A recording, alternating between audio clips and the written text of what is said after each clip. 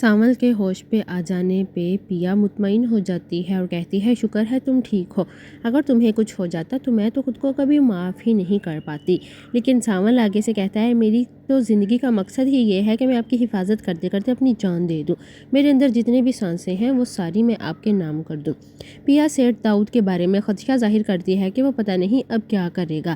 اس پر سانول اسے کہتا ہے کہ یہ جنگ ہے، ہم نے جنگ کا آغاز کیا ہے تو سیٹھ داؤد ہر جائز ناجائز طریقے سے آپ پہ وار کرنے کی کوشش کرے گا۔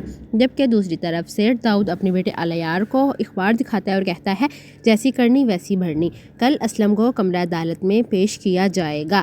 الیار یہ دیکھ کے حیران ہو جاتا ہے، اسے لگتا ہے کہ شاید پیا ہی غلط ہے۔ دوسری طرف سانول کے بندے اخبارات چھپانے کا کہتے ہیں تاکہ پیا کی نظر نہ پڑے، لیکن پیا ان کی باتیں سن لیتی ہے اور کہتی ہے کہ مجھے بتاؤ۔ وہ لوگ بتا دیتے ہیں۔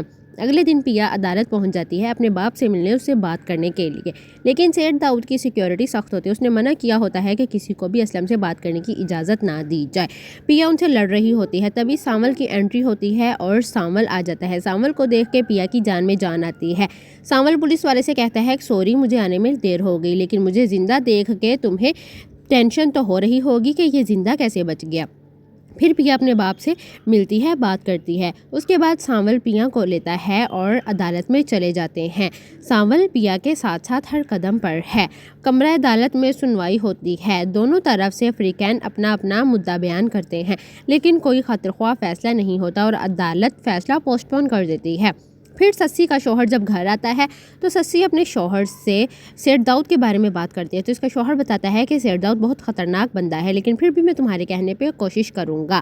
پیا گھر آتی ہے تو اس کی ماں اسے ہی بولنے لگ جاتی ہے اور کہتی ہے کہ تم جب سے اپنی ضد پہ اڑی ہو تب سے ہم پہ طرح طرح کے حملے ہو رہے ہیں، جب تک تم اپنی ضد چھوڑو گی نہیں سیٹھ داؤد تمہارا پیچھا نہیں چھوڑے گا اور نہ ہی تمہارا باپ جیل سے باہر آئے گا۔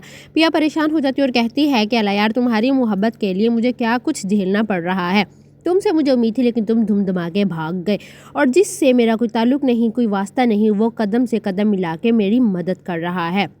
پیا سانول کے بارے میں بات کر رہی ہوتی ہے۔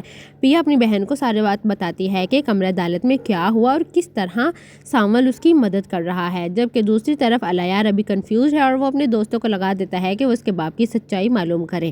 سانول اپنے وکیل سے بات کرتا ہے، وکیل اسے بتاتا ہے کہ جب تک سیٹھ داؤد کا ہاتھ ہے اسلم کے باہر آنے کا چانس نہیں ہے اور وہ پیا پہ بھی حملہ کروا سکتا ہے۔